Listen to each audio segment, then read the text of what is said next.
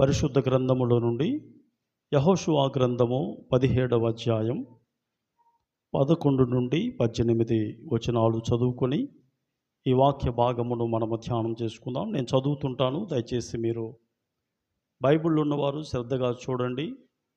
ఒకవేళ మీ దగ్గర బైబిల్ లేకపోతే నేను చదువుతున్న దానిని మీరు వినాలని నేను ప్రేమతో మనవి చేస్తున్నాను. ఇస్కారియుల ప్రదేశములలోను ఆషేరియుల ప్రదేశములలోను బెత్షెయాను దాని పురములను, ఇబ్లేయామును దాని పురములను, దోరు నివాసులను దాని పురములను, ఎందోరు నివాసులను దాని పురములను, తానాకు నివాసులను దాని పురములను, మెగిద్దో నివాసులను దాని పురములను, అనగా 3 కొండల ప్రదేశము మనుష్యులకు కలిగి ఉన్నది. కానానీయులు ఆ దేశములో నివసింపవలనని గట్టి పట్టుబట్టి ఉండిరి గనుక మనుష్యులు ఆ పురములను స్వాధీనపరుచుకునలేకపోయిరి. ఇశ్రాయేలీయులు బలవంతులైన తరువాత వారు కానానీయుల చేత వెట్టి పనులు చేయించుకునిరి గాని వారి దేశమును పూర్తిగా స్వాధీనపరుచుకునలేదు. అప్పుడు యోసేపు పుత్రులు యెహోషువతో, మాకేలా ఒక్క చీటితో ఒక్క వంతునే స్వాస్థ్యముగా ఇచ్చితివి? మేము ఒక గొప్ప జనమే గదా. ఇది వరకు యెహోవా మమ్మను దీవించనని మనవి చేయగా, యెహోషువ, మీరు గొప్ప జనము గనుక ఎఫ్రామీయుల యొక్క మన్యము మీకు ఇరుకుగానున్న ఎడల మీరు అడవికి పోయి అక్కడ ఫెరిజ్జీయుల దేశములోను రెఫాయీయుల దేశములోను మీకు మీరే చెట్లు నరుకుడని వారితో చెప్పెను. అందుకు యోసేపు పుత్రులు, ఆ మన్యము మాకు చాలదు, అదియుగాక పల్లపు చోటున నివసించు కానానీయులకందరికీ, అనగా బెత్షెయానులోని వారికిని దాని పురములలోని వారికిని యెజ్రెయేలు లోయలోని వారికిని ఇనుప రథములున్నవనిరి. అప్పుడు యెహోషువ యోసేపు పుత్రులైన ఎఫ్రామీయులను మనష్షీయులను చూసి, మీరు ఒక విస్తార జనము, మీకు అధిక బలము కలదు. మీకు ఒక్క వంతు సీటియే కాదు, ఆ కొండ మీదే, అది అరణ్యము గనుక మీరు దానిని నరకుడి. అప్పుడు ఆ ప్రదేశము మీదగును. కానానీయులకు ఇనుప రథములుండినను వారు బలవంతులై ఉండినను మీరు వారి దేశమును స్వాధీనపరుచుకొనగలరనెను. దేవుడి పరిశుద్ధ వాక్యమును దీవించునుగాక. ఆమేన్. చిన్న ప్రార్థన చేసుకొని ఈ వాక్యమును మనము ధ్యానం చేసుకుందాం. ప్రేమ కలిగిన తండ్రి, మహోన్నతుడా, ప్రేమ కలిగిన దేవా, నీ పరిశుద్ధమైన శ్రేష్టమైన నామమునకు వందనాలు స్తోత్రాలు చెల్లించుకుంటున్నాను ప్రభా. మేము చదువుకున్న వాక్య భాగమును మీరు ఆశీర్వదించండి, దీవించండి ప్రభా. అల్పుడును బలహీనుడునైన నన్ను నీ సిలువ చాటున మరుగుపరిచి మీరే నీ మాటలను వివరించండి, విభజించండి ప్రభా. నీ పిల్లలమైన మేము నీ మాటలను అర్థం చేసుకోవడానికి కావలసిన కృప జ్ఞానమును మీరు మాకు అనుగ్రహించి నడిపించండి ప్రభా. నీ ఆత్మ సహాయమును మెండుగా అనుగ్రహించండి ప్రభా.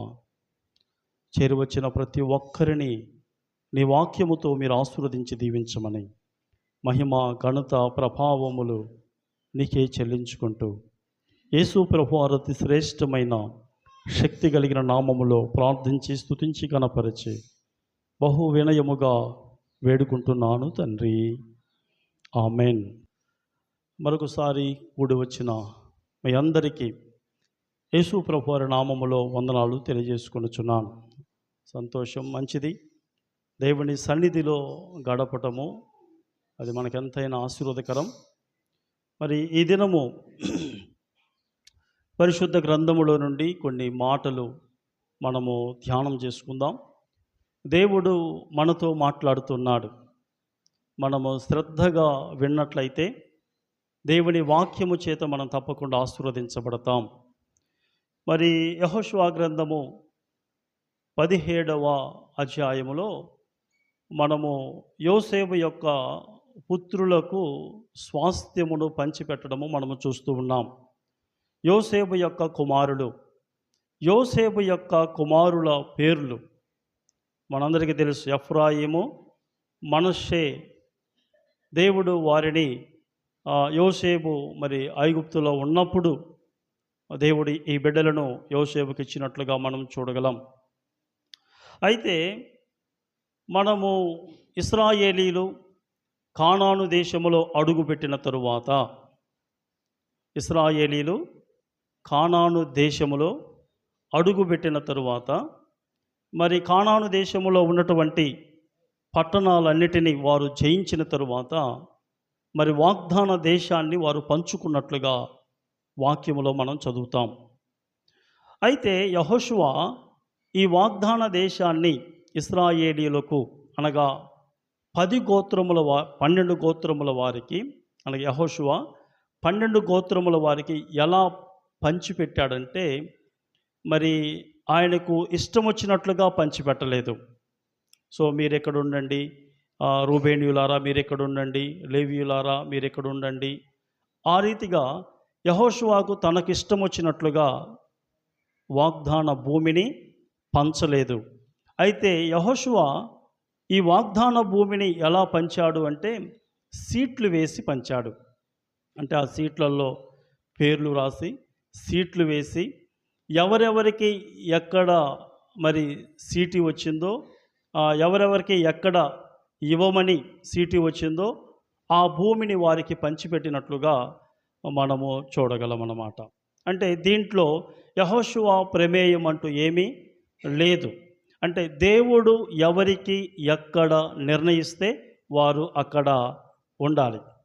అంటే సీట్లు వేస్తాడు అంతే, కానీ నిర్ణయించేది మాత్రము దేవుడు. ఇక్కడ దేవుడే మరి నియంత్రిస్తూ ఉన్నాడు, కంట్రోల్ చేస్తున్నాడు. దేవుడే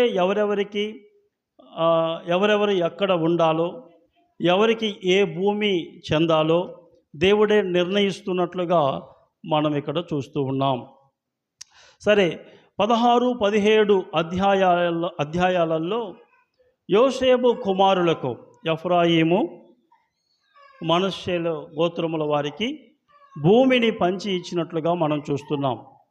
యోర్దానుకు అవతల ఆల్రెడీ మనష్షే అర్ధగోత్రము వారికి భూమిని ఇచ్చినట్లుగా మనం చూడగలం. సో మిగతా వారు వాగ్దాన భూమిలో వారికి రావాల్సినటువంటి భూమిని స్వాధీనపరుచుకున్నట్లుగా మనం చూస్తున్నాం.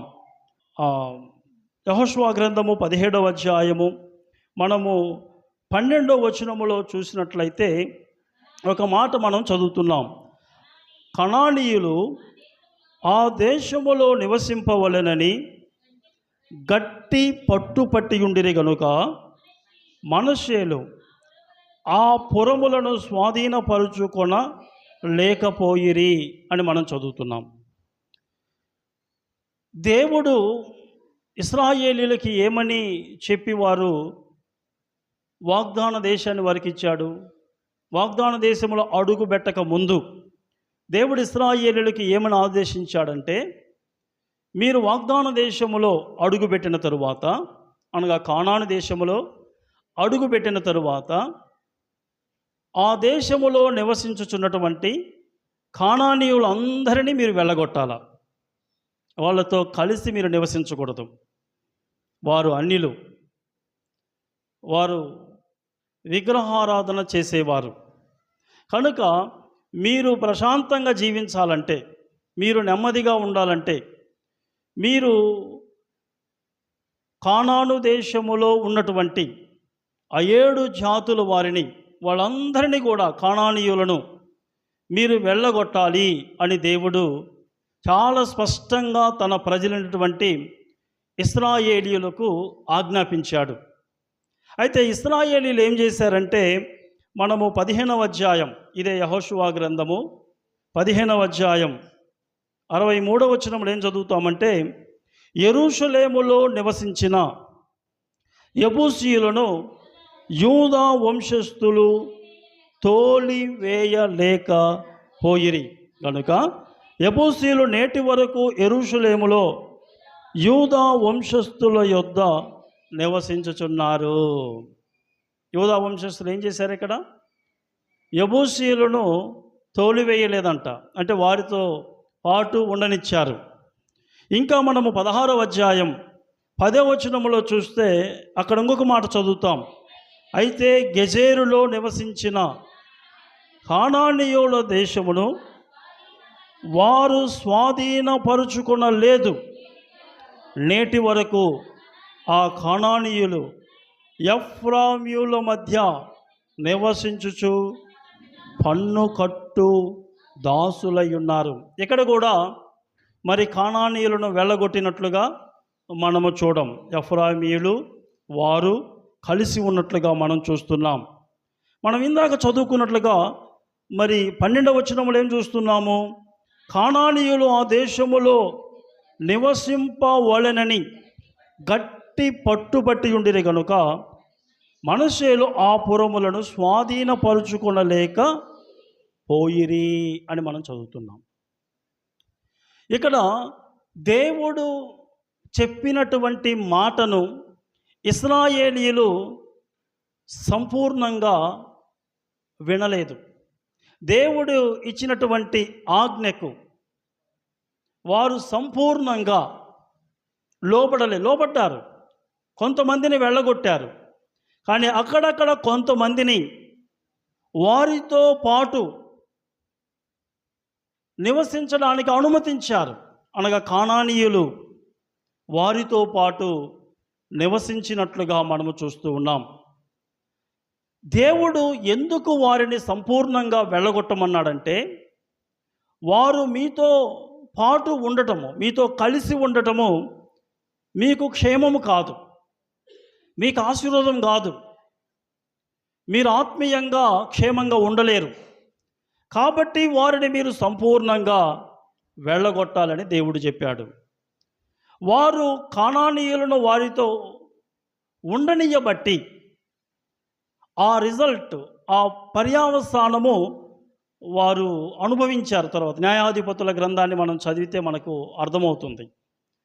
కనుక దేవుడు ఏదైనా తన పిల్లలను చేయమన్నాడు అంటే అది మన మేలు కొరకే, మనము ఆత్మీయంగా క్షేమంగా ఉండడానికి దేవుడు మనకు ఇలా ఉండాలి, అలా ఉండాలని దేవుడు చెబుతూ ఉంటాడు. కానానీయులు దేనికి సాదృశ్యం అంటే శరీరానికి సాదృశ్యం అన్నమాట. కానానీయులు దేనికి సాదృశ్యము? శరీరానికి సాదృశ్యం. మనం ఎప్పుడైతే యేసు ప్రభు వారిని నమ్ముకున్నామో ఆత్మకు శరీరానికి పోరాటము ప్రారంభమవుతుంది. యేసు ప్రభు వారిని నమ్ముకొనక ముందు మన ఆత్మ చనిపోయి ఉంటుంది. సో అప్పుడు మనకి ఏ పోరాటము ఉండదు, ఎలాంటి పోరాటాలు అనిపించవు. ఈ పోరాటములు అనేవి ఎప్పుడు విశ్వాసికి ప్రారంభమవుతాయంటే, యేసు ప్రభు వారిని ఎప్పుడైతే మనము సొంత రక్షకునిగా అంగీకరిస్తామో, ఎప్పుడైతే యేసు ప్రభు వారిని మన హృదయములో చేర్చుకుంటామో, ఎప్పుడైతే యేసు ప్రభు వారిని మనము రక్షకునిగా అంగీకరిస్తామో, అప్పుడు నుంచి మనలో యుద్ధము ప్రారంభమవుతుంది. అప్పుడు నుంచి పోరాటము మనలో ప్రారంభమవుతుంది. ఆత్మకి, శరీరానికి. ఆ యుద్ధము ఎలా ఉంటుందంటే అది చాలా సులువుగా మనం అర్థం చేసుకోవచ్చు. మీ అందరికి కూడా ఆ పోరాటాలు ఉంటాయి. మనందరికీ ఆ పోరాటాలను మనం ఎక్స్పీరియన్స్ చేస్తూ ఉంటాం. ఆత్మ ఏమంటుందంటే ఉదయాన్నే లేచి ప్రార్థన చేసుకో అంటది. శరీరం ఏమంటుందంటే కొంచెం పడుకో అంటది. పోరాటం ఉందా లేదా? అదే పోరాటం. ఆత్మ ఏమంటుందంటే బైబుల్ చదువుకో అంటది. శరీరం ఏమంటుందంటే శరీరం టీవీ చూడమంటది. బైబిల్ పట్టుకుంటేనే మనకు నిద్ర వస్తుంది కొన్నిసార్లు. ఇవి పోరాటాలు. ఆత్మ ఏమంటుందంటే నువ్వు సమయానికి దేవుని సన్నిధికి వెళ్ళు అంటది. శరీరం ఏమంటదంటే వెళ్దువులే అంటది. కొంచెం లేటుగా వెళ్తే తొందరగా వాక్యం అయిపోద్ది, వెంటనే రావచ్చు. నువ్వు 2 గంటలకు వెళ్తే మళ్ళీ 2 గంటలు కూర్చోవాలా, 4 గంటల దాకా కూర్చోవాలా. కొంచెం నిదానంగా వెళ్ళు. చర్చిలో అందరూ ఏమన్నా సమయానికి వస్తున్నారా? శరీరం అంటది. చర్చిలో వాళ్ళందరూ కూడా లేటుగానే వెళ్తారు. ఒక్కొక్కరు పావు గంట లేటు, ఒక్కొక్కరు అర్ధ గంట లేటు, ఒక్కొక్కరు గంట లేటు. Praise the lord. ఇప్పుడు ఆమెను చెప్పేటప్పుడు ఎవరు రావటం లేదులేండి, అందరూ కొంచెం వాక్యానికి ముందే వస్తున్నారు. సో ఈ రీతిగా శరీరం అంటది. ఆత్మ ఏమంటదంటే దేవునికి ఇవ్వమంటది, శరీరం ఏమంటదంటే వద్దు అంటది. ఈ పోరాటాలు ప్రభు పిల్లలమైన మనము ప్రతిరోజు అనుభవిస్తూ ఉంటాం, ఎక్స్పీరియన్స్ చేస్తూ ఉంటాం. కనుక దీనిని మనం ఎలా జయించాలి? మనం శరీరాన్ని జయించాలా. శరీరాన్ని మనము జయించినప్పుడే ఆత్మీయంగా దేవుడు చేసిన వాగ్దానాలన్నిటినీ మనం అనుభవించగలం. వాటన్నిటినీ మనము పొందుకోగలం. బైబిల్ గ్రంథములో దేవుడు చేసిన ప్రతి వాగ్దానాన్ని మనం అనుభవించగలం. ఇక్కడ ఇశ్రాయేలీయులు దేవుడు వారికిచ్చిన వాగ్దాన భూమిని సంపూర్ణంగా స్వాధీనపరుచుకోలేకపోయారంట. 12వ వచనంలో ఆ మాట రాయబడి ఉంటుంది.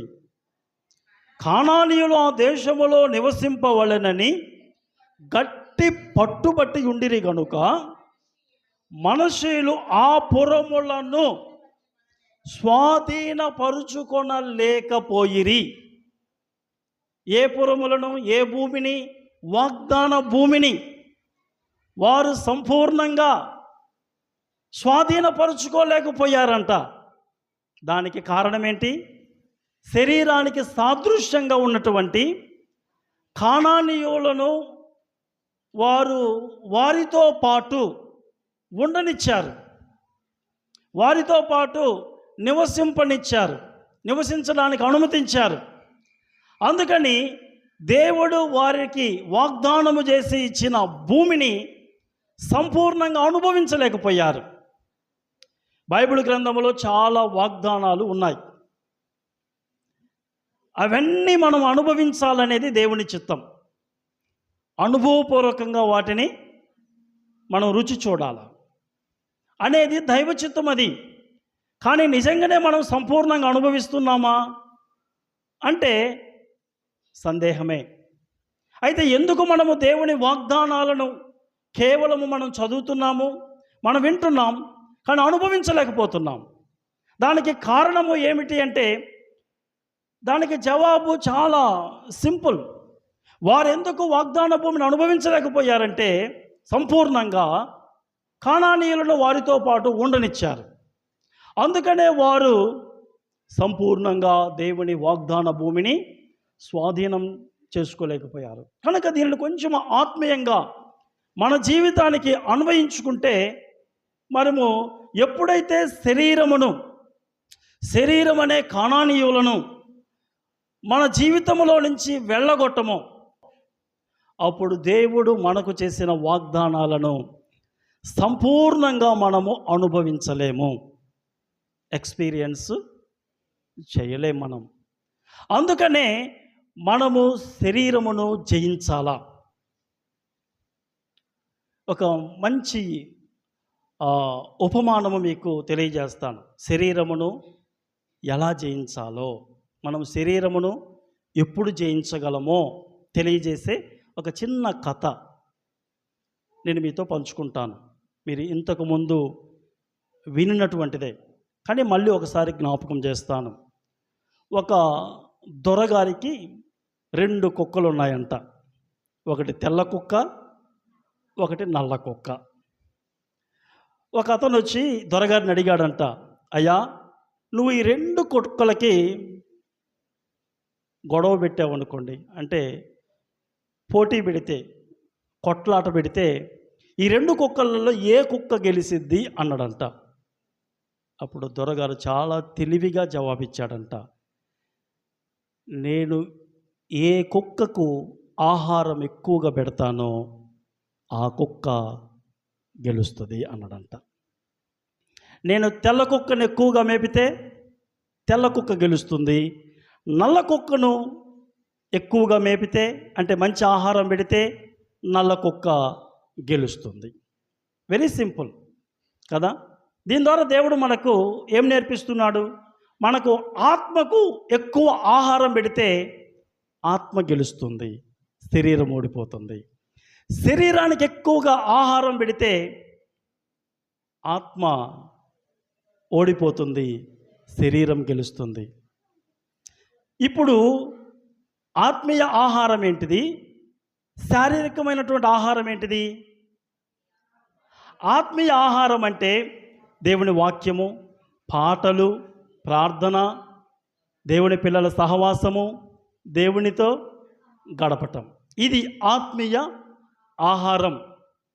దీన్ని ఎప్పుడైతే ఎక్కువగా మనం ఇష్టపడతామో, వీటిని ఎక్కువగా ఇష్టపడతామో, వీటి మీద ఎక్కువగా మనసు పెడతామో మన ఆత్మ పుష్టిగా ఉంటుంది, మన ఆత్మ ఆరోగ్యంగా ఉంటుంది, మన ఆత్మ బలంగా ఉంటుంది. ఇలాంటి వారి మీద, ఇలాంటి వారిని శరీరం ఏమీ చేయలేదు. మరి శరీరం బలంగా ఉండాలంటే మరి శరీరానుసారమైన ఆహారం ఏంటిది చెప్పండి? చికెను, మటను, అన్నము ఈ కాదు. శారీరకమైన ఆహారం ఏంటిది అని మనం శరీరానికి పెట్టే ఆహారం ఏంటిది? ఆత్మీయంగా సినిమాలు, సీరియల్సు, చెడ్డ చెడ్డ పుస్తకాలు, చెడ్డ చెడ్డ బొమ్మలు చూడటము. ఇప్పుడు సెల్ ఫోన్స్ వచ్చినాయి కదా, పాపం అనేది మన చేతిలోనే ఉంది. ఇంతకుముందు సినిమా హాల్కి వెళ్ళేవాళ్ళం, ఇప్పుడు సినిమా హాల్ తెచ్చి ఇంట్లో పెట్టాడు, అంటే టీవీలు తీసుకొచ్చి ఇంట్లోనే పెట్టాడు. ఇప్పుడు సాతానుడు ఏం చేశాడంటే ఇంకొంచెం తెలివిగా ఓన్లీ ఇంటికి వచ్చినప్పుడే సినిమాలు లేకపోతే ఏదైనా టీవీ చూస్తాం మనం. అలా కాదు, నువ్వు ఎక్కడున్నా నువ్వు ఏదైనా చూడొచ్చని మన చేతిలో ఏం పెట్టాడు? సెల్ ఫోన్ పెట్టాడు. అది స్మార్ట్ ఫోన్ పెట్టేశాడు. ఇప్పుడు సెల్ ఫోన్ వలన ఎన్ని ప్రయోజనాలు ఉన్నాయో అంత చెడు కూడా ఉన్నది. సెల్ ఫోన్ను మనము ఆత్మీయంగా బలపడటానికి ఉపయోగించుకోవచ్చు. అదే రీతిగా మరి ఆత్మీయంగా నష్టపోవటానికి కూడా సెల్ ఫోనే కారణమవుతుంది. కనుక మనము ఎప్పుడైతే వీటికి ప్రాధాన్యతనిస్తామో ప్రభు పిల్లలముగా, అప్పుడు శరీరము బలముగా మనలో పనిచేస్తూ ఉంటుంది. ఎప్పుడైతే ఒక వ్యక్తిలో శరీరము బలంగా పనిచేస్తూ ఉంటుందో, ఎప్పుడైతే ఒక వ్యక్తిలో శరీరము సురుగ్గా పనిచేస్తూ ఉంటుందో, ఎప్పుడైతే ఒక విశ్వాసి తన జీవితంలో శరీరానికి అనుమతిస్తాడో, ఈ వాక్య భాగములో కనిపించే కొన్ని సూచనలు మన జీవితంలో కూడా కనపడతాయి.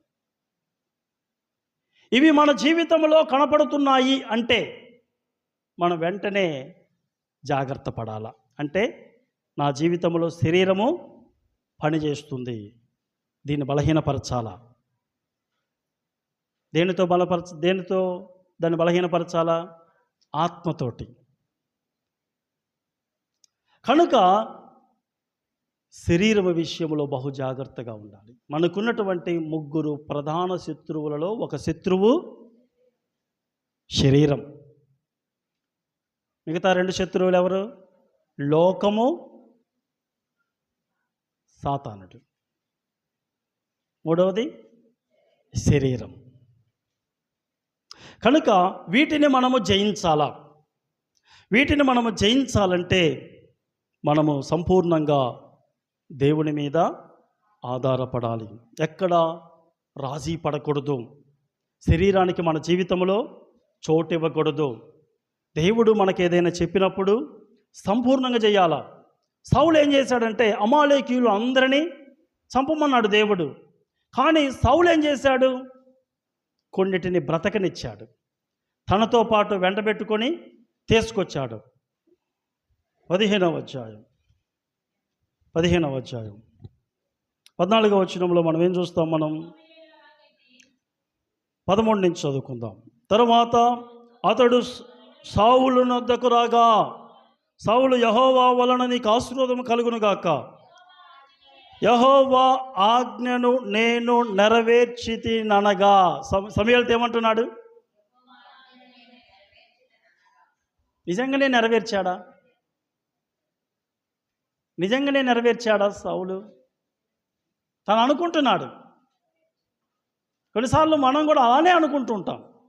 దేవుడు చెప్పింది చెప్పినట్లుగా నేను చేస్తున్నాను అనుకుంటాం. మరి వెంటనే సమూయేలు ఏమన్నాడంటే, అందుకు సౌలు కాదు 14 సమూయేలు, అలాగైతే నాకు వినబడుచున్న గొర్రెల అరుపులను ఎడ్ల రంకెలను ఎక్కడివి? సౌలు ఏమన్నాడు? దేవుని ఆజ్ఞను నేను సంపూర్ణంగా నెరవేరుస్తున్నాను అన్నాడో లేదో, తన వెంట తెచ్చినటువంటి ఆ గొర్రెలు ఆ ఎద్దులు అరవటం ప్రారంభించాయి. అయితే ఏంటి అన్నప్పుడు దానికి సమాధానం చూడండి, ఏమంటున్నాడు? అందుకు సౌలు, అమాలేకీయుల యొద్ద నుండి జనులు వీటిని తీసుకుని వచ్చిరి, నీ దేవుడైన యెహోవాకు బలులర్పించుటకు జనుల గొర్రెలలోను ఎడ్లలోను మంచి వాటిని ఉండనిచ్చిరి, మిగిలిన వాటినన్నిటినీ మేము నిర్మూలము చేసితమనగా. ఏమంటున్నాడేనా? చాలా తెలివిగా మాట్లాడుతున్నాడు కదా, చాలా తెలివిగా మాట్లాడుతున్నాడు. ఏమంటున్నాడు? నువ్వు ఎందుకు తెచ్చావయ్యా అంటే, అయ్యా చక్కగా ఆరోగ్యంగా ఉన్నాయ్యా గొర్రెలు ఎద్దులు, వాటిని చంపడం నాకు మనసు లేదు. దేవునికి బలులు అర్పించడానికి, దేవునికి కానుకలు ఇవ్వడానికి, ఆరాధన చేయటానికి. దేవుణ్ణి ఎందుకు మనం ఆరాధిస్తాం? దేవుణ్ణి ఎందుకు స్తుతిస్తాం? దేవుణ్ణి సంతోషపెట్టడానికి. అవునా కాదా? ఈయనేమంటున్నాడంటే దేవుణ్ణి ఆరాధించడానికి. అది నేను కూడా కాదు, తన జనుల మీద మాట్లాడుతున్నాడు. తీసుకొచ్చాము, ప్రభువుకు అర్పించడానికి తీసుకొచ్చాము అంటున్నాడు. సౌలు చాలా తెలివిగా మాట్లాడుతున్నాడు. మనం కూడా కొన్నిసార్లు చాలా తెలివిగా మాట్లాడతాం. ఎవరినోనంట ఒక పాస్టర్ గారు ఉండి సినిమాలు చూడొద్దు బాబు అన్నాడంట. సినిమాలు చూడొద్దంటే, నేను సినిమా ఎందుకు చూస్తాను అనుకున్నానండి, దాంట్లో మంచిని తీసుకుంటాను, చెడును మాత్రం వదిలేస్తానండి, దాంట్లో మంచి కోసం నేను సినిమాలు చూస్తున్నానండి అంటాడంట. సినిమాలలో మంచి ఏముంటుంది? సినిమాలలో ఎంత భయంకరమైనటువంటి దృశ్యాలు మనుషులను పాడు చేస్తూ ఉన్నాయి కదా. ఎంతోమంది సినిమాలు వాటికి బానిసలైపోయి వారి జీవితాలను పాడు చేసుకున్నారు, చదువులు పాడైపోయాయి. సినిమాలని వాళ్ళ కుటుంబాలను నిర్లక్ష్యం చేస్తుంటారు, ధనాన్ని పాడు చేసుకుంటుంటారు. ఎందుకంటే సినిమాలలో వాళ్ళు ఏం చేస్తారో వీళ్ళు కూడా అదే చేయాలని అనుకరిస్తూ ఉంటారు. కనుక దాంట్లో మంచి ఏమి ఉండదు. కనుక ఇక్కడ మనము చూసినట్లయితే అప్పుడు ఈయనేమంటున్నాడంటే, సమూయేలు ఏమంటున్నాడంటే 22వ వచనములో, అందుకు సమూయేలు తాను సెలవిచ్చిన ఆజ్ఞను ఒకడు గైకొనుట వలన యెహోవా సంతోషించినట్లు ఒకడు దహన బలులను అర్పించుట వలన ఆయన సంతోషించున. ఆలోచించము, బలులు అర్పించుట కంటే ఆజ్ఞను గైకొనుటయు, పొటేలుకు అర్పించుట కంటే మాట వినుటయు శ్రేష్టము. దేవుని మాట వినటం కావాలి. 23వ వచనం, తిరుగుబాటు చేయుట సోది చెప్పుటను పాపముతో సమానం, మూర్ఖతను అగపరచుట మాయ విగ్రహము గృహదేవతలను పూజించుటతో సమానం. యెహోవా ఆజ్ఞను నీవు విసర్జించితివి గనుక నీవు రాజుగా ఉండకుండా ఆయన నిన్ను విసర్జించను. ఏం కోల్పోయాడైనా? దేవుని మాటకు అవిధేయత చూపించడము వలన దేవుని వాక్యమును నిర్లక్ష్యం చేయటం వలన సౌలు ఏమి కోల్పోయాడంటే రాజ్యమును కోల్పోయాడు. ఆ రోజు నుంచి దేవుడు ఆయనను రాజుగా ఉండకుండా తప్పించేశాడు. ఒక భక్తుడు అంటాడు, సగము విధేయత అవిధేయత కిందకే వస్తుంది. అమాలేకీయులను కొంతమందిని చంపి కొన్నిటిని బ్రతకనీయటం వలన సౌలు ఏమనుకున్నాడంటే, నేను దేవుని ఆజ్ఞను నెరవేర్చాను అనుకున్నాడు, దేవుని ఆజ్ఞకు లోబడ్డాను అనుకున్నాడు. కానీ దేవుని మీద ఆయన తిరుగుబాటు చేశాడు, దేవుని వాక్యాన్ని అవమానపరిచాడు. తరువాత ఆయన చాలా నష్టపోయినట్లుగా మనము చూడగలం. ఇక్కడ కూడా ఇశ్రాయేలీయులు ఏం చేశారంటే, కానానీయులను బొత్తిగా వెళ్ళగొట్టమన్నాడు దేవుడు. కానీ కొంతమంది కానానీయులను వారి మధ్యలో ఉండనిచ్చారు. మనము ప్రభువు పిల్లలముగా సంపూర్ణంగా ఆత్మానుసారంగా నడుచుకోవాలి. సంపూర్ణంగా దేవుని ఆత్మ ఆధీనములో ఉండాలి. సంపూర్ణంగా దేవుని ఆత్మ మనల్ని నడిపించాలి. దేవుని ఆత్మ మనల్ని ఎలా నడిపిస్తుంది? దేవుని వాక్యాన్ని మనకు జ్ఞాపకం చేస్తూ దేవుని వాక్యం దగ్గరికి నడిపిస్తుంది. దేవుని వాక్యాన్ని జ్ఞాపకం చేస్తుంది. దేవుని వాక్యములో ఎలా ఉన్నది, నువ్వు ఎలా ఉండాలి అని దేవుని ఆత్మ దేవుని వాక్యానుసారంగా మనము జీవించేటట్లుగా దేవుని ఆత్మ మనలను నడిపిస్తుంది.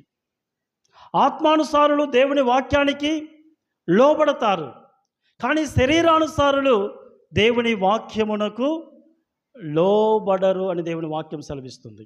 రోమీయులకు రాసిన పత్రిక 8వ అధ్యాయం 5వ వచనాన్ని మనం చదువుకుందాం.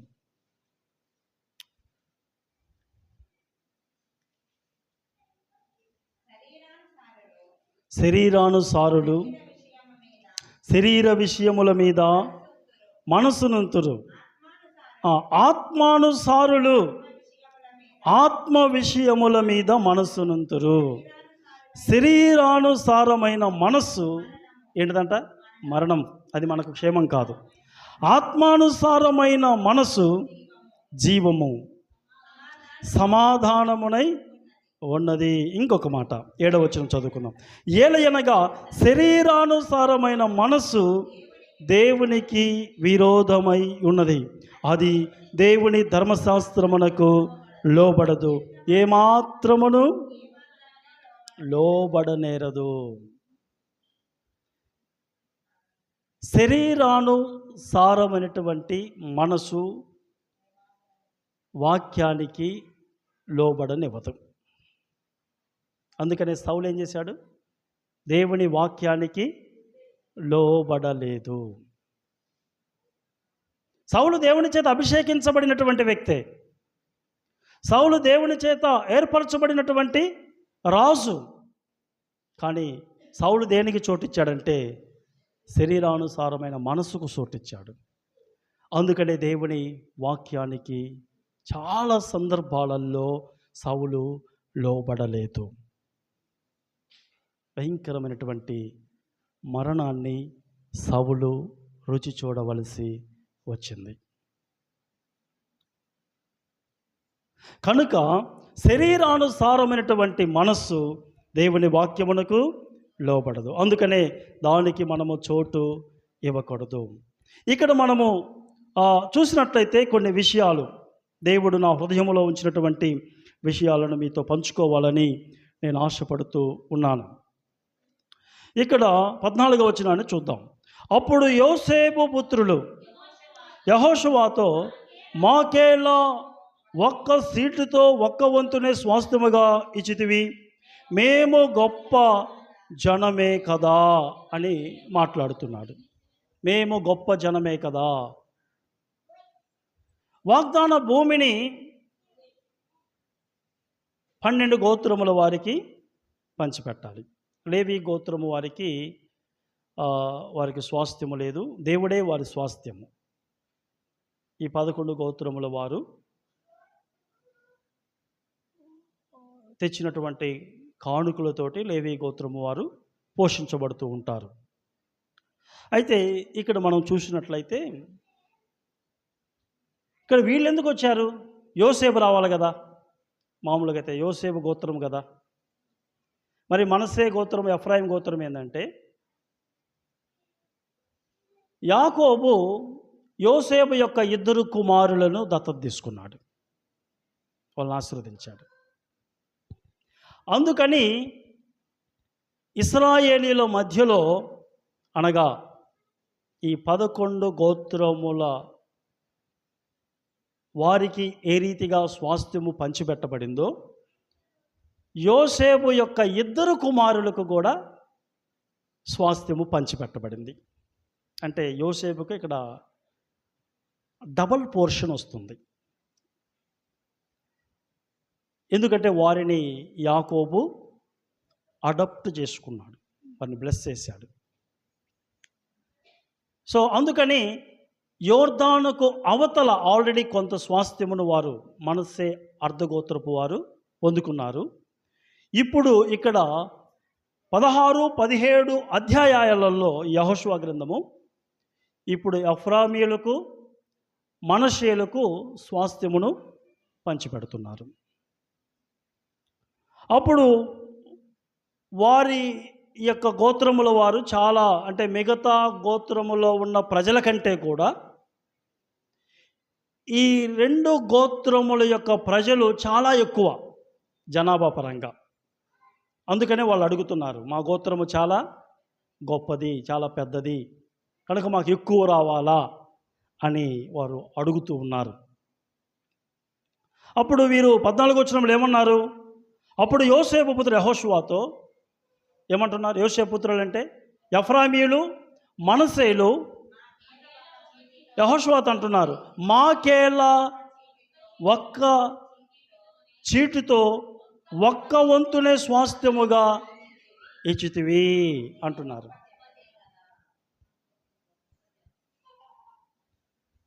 మనము ప్రసంగము ప్రారంభించినప్పుడే ఒక మాట చెప్పుకున్నాం, ఈ సీట్లు వేయడంలో మనుషుని పాత్ర అనేది ఏముండదు,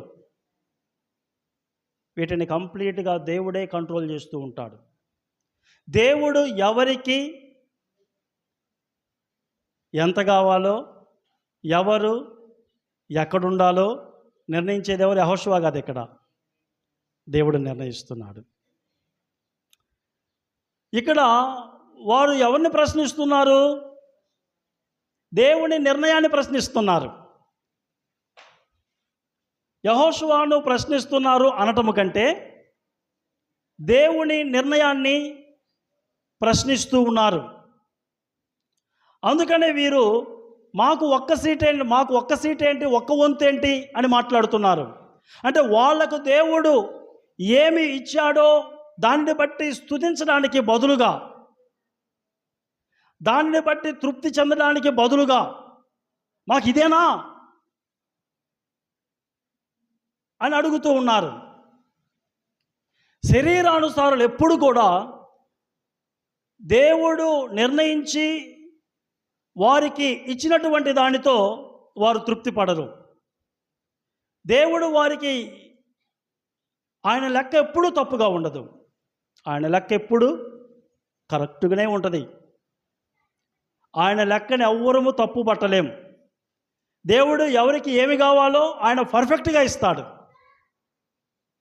కానీ శరీరానుసారులు ఏంటంటే వీరికి ఏమిచ్చినా, వీరు దేవుడి నుంచి ఏమి పొందుకున్నా మాకు ఇంతేనా అంటూ ఉంటారు, మాకు ఇదేనా అని మాట్లాడుతూ ఉంటారు. కానీ ఆత్మానుసారులు వాళ్ళు కలిగిన వాటితో తృప్తి పడతారు, దేవుణ్ణి స్తుతిస్తారు. వాళ్ళు ఏమంటారంటే, మేమేమై ఉన్నామో అది దేవుని కృప. ఆయన పిల్లలమైనటువంటి మనకు ఏమి కావాలో దేవునికి సంపూర్ణంగా తెలుసు. ఆయనకి మనం చెప్పవలసినటువంటి అవసరం లేదు. మనకేం కావాలో మన దేవునికి తెలుసు. మనకెప్పుడు ఏమి కావాలో, ఎంత ధనం కావాలో, మనకెప్పుడు ఏమి కావాలో సంపూర్ణంగా మన ప్రభువారికి తెలుసు. ఏ సమయంలో ఏది ఇవ్వాలో దేవునికి తెలుసు. హల్లెలూయా. ఎప్పుడు ఎంత చేతిలో పెట్టాలో మన దేవునికి తెలుసు. ఆయనకి మనం బోధించవలసిన అవసరం లేదు. ఆయన నిర్ణయాన్ని మనము ప్రశ్నించకూడదు. 30 సంవత్సరాల వయసులో ఇవ్వవలసినటువంటి వాటిని ఆయన 16 సంవత్సరాల వయసులో ఇవ్వడు.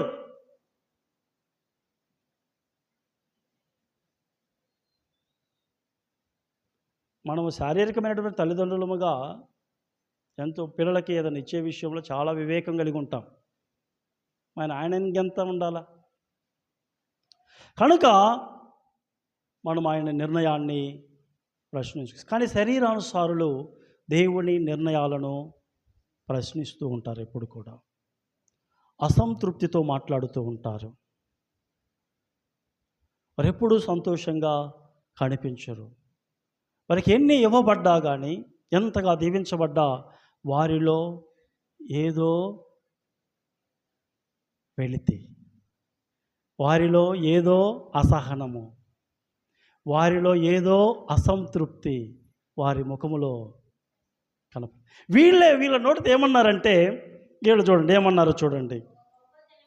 మమ్మలను ఇది వరకు యెహోవా మమ్మను దీవించెనని మనవి చేయగా, మమ్మల్ని దేవుడు దీవించాడు అన్నారు. కానీ వారిలో ఏదో అసంతృప్తి కనపడుతూ ఉన్నది. అందుకనే యెహోషువ దగ్గరకు వచ్చి, మాకు ఒక్క వంతేనా, మాకు ఒక్క సీటేనా, మాకు ఇంకా రావాలా, మాకు రావాలి ఇంకా అని మాట్లాడుతున్నారు. రెండవదిగా వాళ్ళు ఏమంటున్నారు?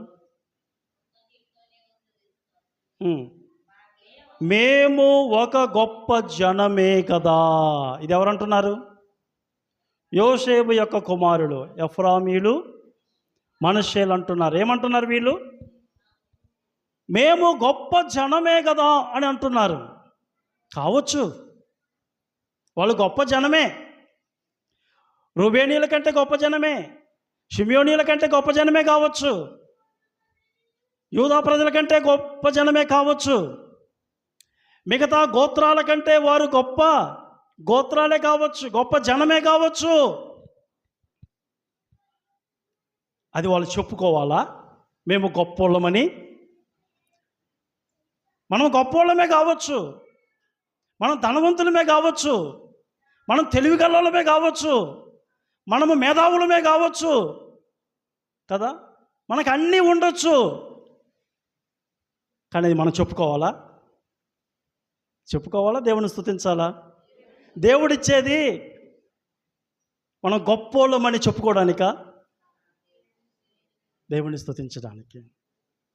శరీరానుసారులు ఏం చేస్తారంటే వాళ్ళ గొప్పతనాన్ని చెప్పుకుంటూ ఉంటారు, అతిశయిస్తూ ఉంటారు. కానీ ఆత్మానుసారులు చెప్పుకోరు. వాళ్ళు ఎంత ఆశీర్వదించబడ్డా, ఎంత దీవించబడ్డా, వారెంత తెలివి కల్లోలైనా, వారెంత మేధావులైనా వాళ్ళు ప్రభువును స్తుతిస్తారు, మౌనముగా ఉంటారు. వాళ్ళ గొప్పతనాన్ని నలుగురిలో వాళ్ళ నోటితోటి చెప్పుకోరు. మాకు అంతుంది, ఇంతుంది, మా ఊర్లో మేమే గొప్పోళ్ళం, మా చర్చిలో మేమే గొప్పోళ్ళం, మా వీధిలో మేమే, ఇక మా మాట ఎవరు కాదనరు. కావచ్చు, ఒకవేళ దేవుడు ఆ కృపిస్తే దేవునికి స్తోత్రం. కానీ దాన్ని మనం చెప్పుకోవలసిన పని లేదు, చెప్పుకోకూడదు. అది ఎవరి మనస్తత్వం అంటే అది శరీరానుసారుల మనస్తత్వం. అది శరీరానుసారుల మనస్తత్వం. గొలియాతు అంట తనను తాను చూపించుకున్నాడంట.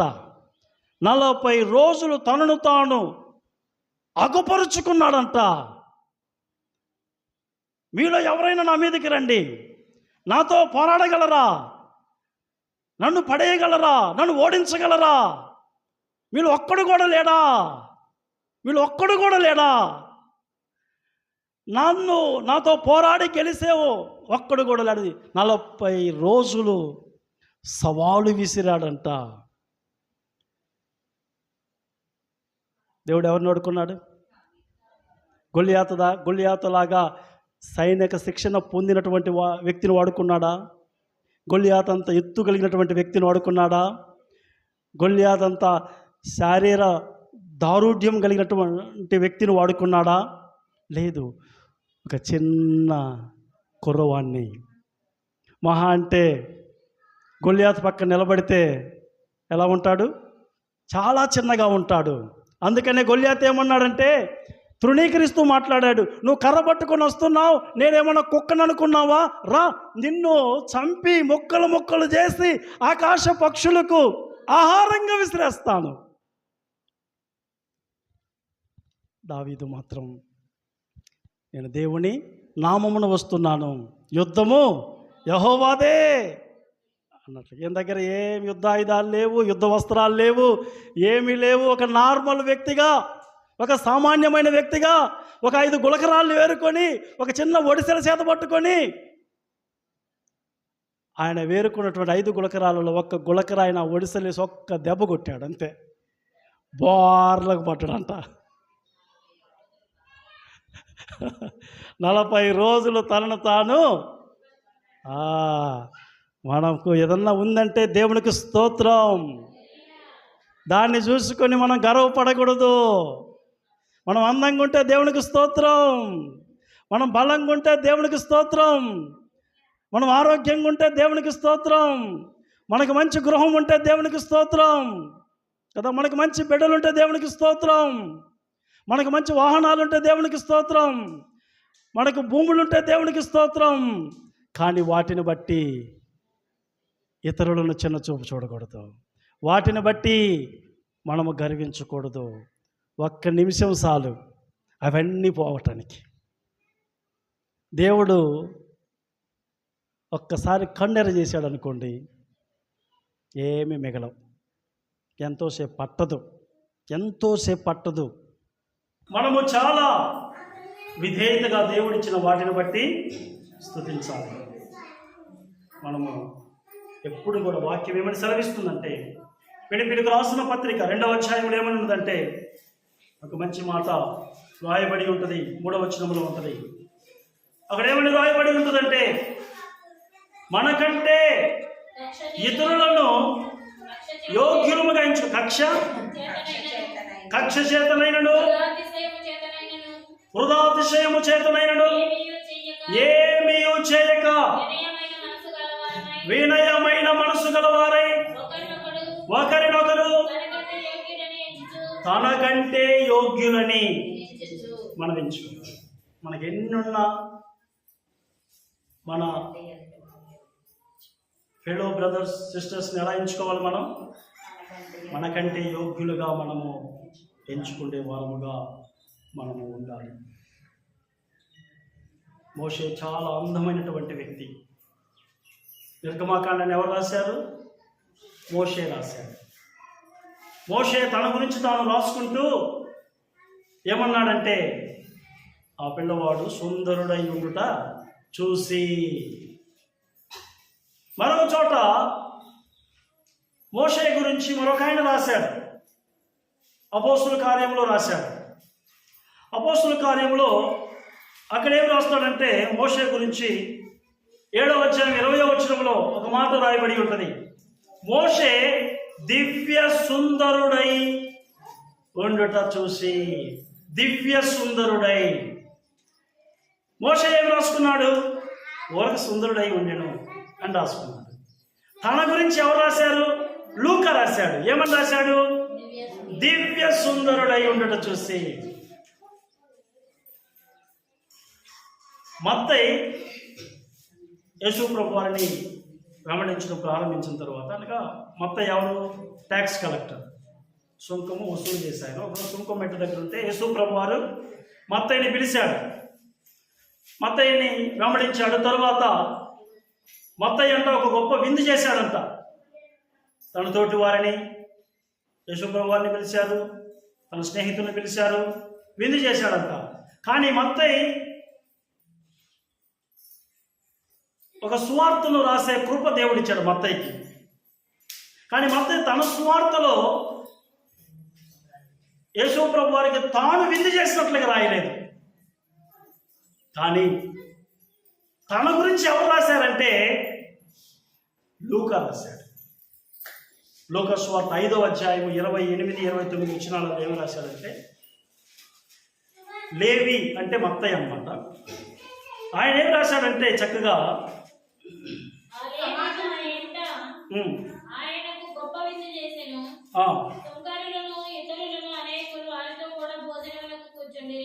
కూర్చుండేది. చూడండి, ఆ లేవి అంటే ఎవరంటే మత్తయి అన్నమాట.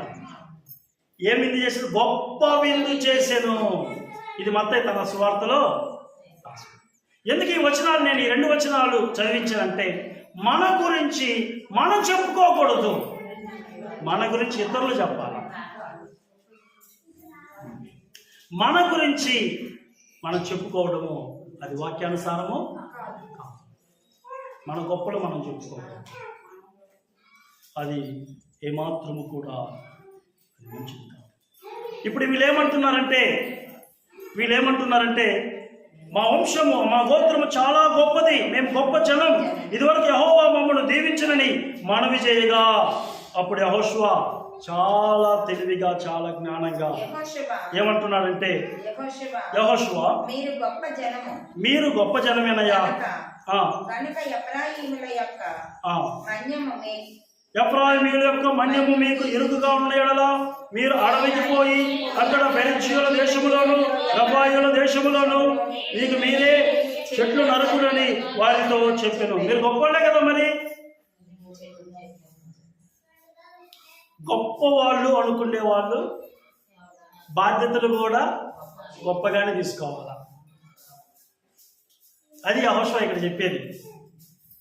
మీరు గొప్ప వాళ్ళు అంటున్నారు కదా, ఇంకేం మరి, మీరు కొండలెక్కండి, చెట్లు నరకండి, మీరు చక్కగా మరి ఎవరైనా ఉన్నా కానీ వాళ్ళందరితో యుద్ధం చేయండి, వాళ్ళు వెళ్ళగొట్టండి అని యెహోషువ వారికి చెప్తున్నారు. గొప్పవారు అనుకునేవారు ఎక్కువ బాధ్యతలు తీసుకోవాలి, ఎక్కువ పని చేయాలా, ఎక్కువ సేవ చేయాలి. నేను గొప్పవాళ్ళు అంటే బాధ్యతలు కూడా ఎక్కువగానే తీసుకోవాలి. కానీ శరీరానుసారులు మేము గొప్పవారం అంటారు, బాధ్యతలు తీసుకుంటారు, పని తప్పించుకుంటారు. శరీరానుసారులు వాళ్ళు ఏం చెప్పుకుంటారు? వారి గురించి గొప్పగా మాట్లాడతారు. కానీ ఎందుకంటే ఇక్కడ దేవుడి వాక్యంలో ఆ విషయాలు రాయబడి ఉన్నాయి. వాళ్ళు గొప్పవారము అంటున్నారు, కానీ వారు ఏం చేస్తున్నారంటే 16వ వచనంలో, అందుకు యోసేపు పుత్రుడు, ఆ మాన్యము మాకు చాలదు, అదిగాక పల్లపు చోటులో నివసించు కానానీయులకు అందరికీ, అనగా బెత్షెయోనులోని వారికి, దాని పురములలోని వారికి, ఇజ్రాయేలు లోయలోని వారికి ఇనుప రథములు.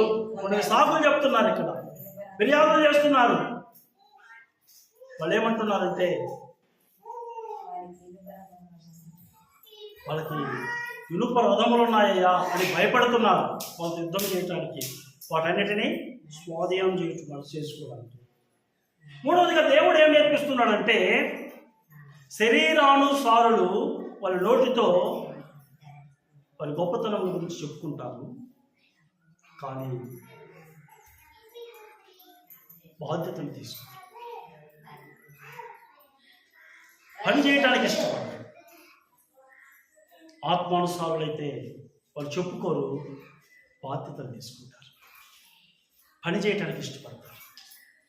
క్రైస్తవులు ఆత్మానుసారులుగా ఉండాలి. చివరిగా ఇక్కడ ఏం చెప్తున్నాడంటే, యెహోషువ ఏం చెప్తున్నాడంటే, కొండలు వారు అప్పుడు యెహోషువ యోసేపు పుత్రులైన ఎఫ్రాయిమీయులను మనష్షీయులను చూసి, మీరు ఒక విస్తార జనం, మీకు అధిక బలము గలదు, మీకు ఒక్క వంతు సిద్ధియే కాదు, ఆ కొండ మీదే, అది అరణ్యము గనుక మీరు దానిని నరకుడి, అప్పుడు ఆ ప్రదేశము మీ దగును. కానానీయులకు ఇనుప రథములుండెనను, వారు బలవంతులై ఉండెనను, మీరు వారి దేశమును స్వాధీనపరుచుకొనగలరనెను.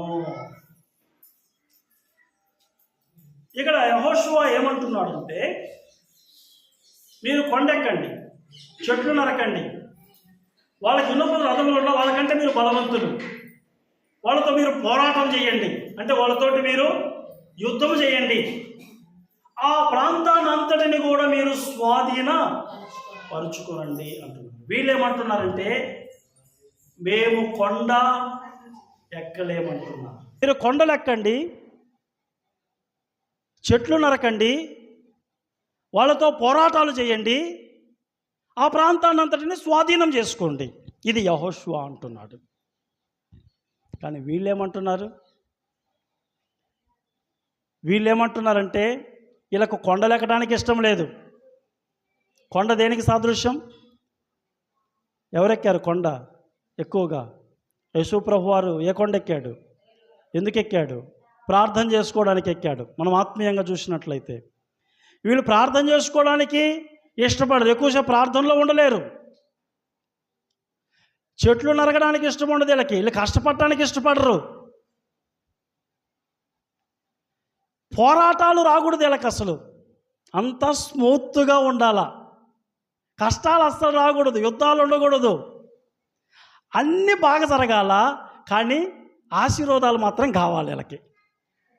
మేము ప్రార్థన చేయము, మేము దేవుని సన్నిధికి రాము, మేము మా కష్టాలు పోరాటాలు అవి మాకు రాకూడదు, కానీ మాకేం కావాలా? మాకు మంచి భూమి మాత్రము కావాలి, ఆశీర్వాద వాగ్దాన భూమి కావాలా. అది ఎలా కుదిరిద్ది చెప్పండి? అది శరీరానుసారుల యొక్క మనసు, అది దేవుడు ఈరోజు మనకు జ్ఞాపకం చేసేది. కానీ ఆత్మానుసారులు వాళ్ళు ప్రార్థన చేస్తారు, ప్రయాసపడతారు, కష్టపడటానికి ఇష్టపడతారు, ఎంతసేపైనా వాక్యం చదువుతారు, వాళ్ళు బాధ్యతలు తీసుకుంటారు, కష్టాలు వచ్చినా పోరాటాలు వచ్చినా దేవునిలో వారు ఎదుర్కొంటారు, మిగతాది దేవునికి అప్పగించుకుంటారు. తగిన సమయం వచ్చినప్పుడు దేవుడు నన్ను ఆశీర్వదిస్తాడు, దేవునికి అప్పగించుకుంటారు. ఇది ఎవరి మనసు? ఆత్మానుసారుల యొక్క మనసు ఇది. మనం ఆత్మానుసారుల మనసు కలిగి ఉండాలి, ప్రార్థన చేసుకోవాలి, వాక్యం చదువుకోవాలి. మన ఆత్మీయ జీవితంలో పోరాటాలు వచ్చినా, కష్టాలు వచ్చినా, బాధలు వచ్చినా ప్రభు కోసం నిలబడాలి, దేవుని సహాయంతో వాటిని జయించాలి. హల్లెలూయా. తగిన సమయం వచ్చినప్పుడు దేవుడు మనల్ని దీవిస్తాడనే విశ్వాసాన్ని కలిగి ఉండాలి.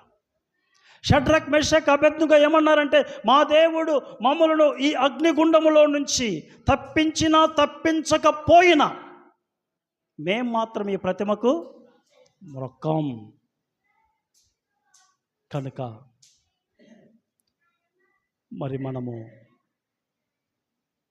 ఈరోజు మనం చదువుకునే ధ్యానం చేసుకున్నటువంటి ఈ వాక్య భాగంలో నుంచి దేవుడు మాట్లాడినటువంటి ఈ సూచనలు,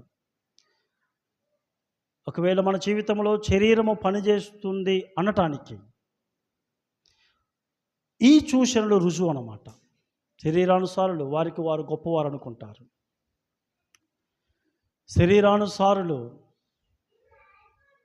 వారికి కలిగిన వాటితో తృప్తి పడరు. అంటే దేవుని నిర్ణయాన్ని, దేవుని చిత్తాన్ని ధిక్కరిస్తారు, దేవుని వాక్యానికి వారు లోబడరు.